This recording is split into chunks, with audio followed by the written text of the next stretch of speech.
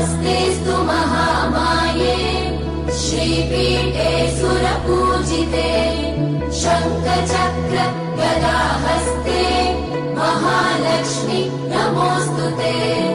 नमस्ते गरुडारूढे कोलासुरभयङ्करी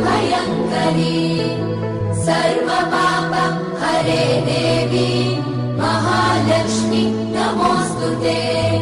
महादेव्यै च विद्महे विष्णुपत्नी च धीमहि तन्नो लक्ष्मी प्रचोदयात्।